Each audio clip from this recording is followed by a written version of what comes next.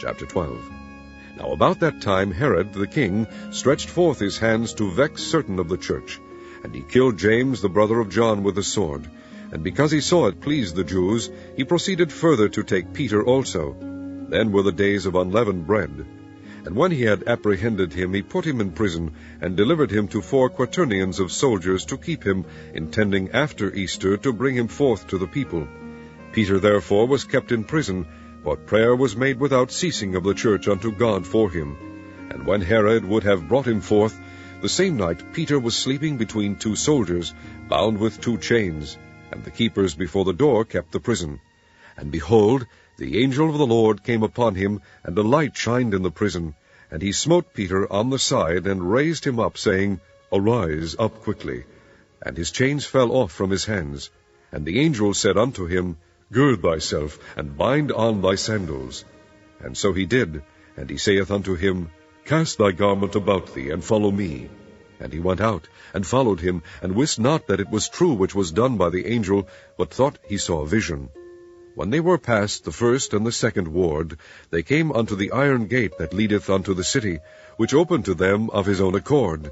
And they went out, and passed on through one street, and forthwith the angel departed from him.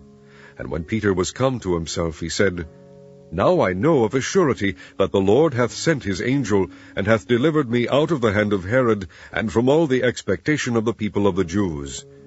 And when he had considered the thing, he came to the house of Mary, the mother of John, whose surname was Mark, where many were gathered together praying.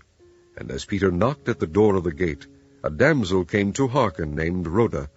And when she knew Peter's voice, she opened not the gate for gladness, but ran in, and told how Peter stood before the gate. And they said unto her, Thou art mad. But she constantly affirmed that it was even so. Then said they, It is his angel. But Peter continued knocking, and when they had opened the door, and saw him, they were astonished. But he, beckoning unto them with the hand to hold their peace, declared unto them how the Lord had brought him out of the prison. And he said, Go shew these things unto James, and to the brethren. And he departed, and went into another place. Now as soon as it was day, there was no small stir among the soldiers, what was become of Peter. And when Herod had sought for him, and found him not, he examined the keepers, and commanded that they should be put to death. And he went down from Judea to Caesarea, and there abode. And Herod was highly displeased with them of Tyre and Sidon, but they came with one accord to him, and having made Blastus the king's chamberlain their friend, desired peace, because their country was nourished by the king's country. And upon a set day Herod, arrayed in royal apparel, sat upon his throne, and made an oration unto them. And the people gave a shout, saying, It is the voice of a God, and not of a man. And immediately the angel of the Lord smote him, because he gave not God the glory, and he was eaten of worms, and gave up the ghost. But the word of God grew and multiplied, and Barnabas and Saul returned from Jerusalem, when they had fulfilled their ministry, and took with them John, whose surname was Mark.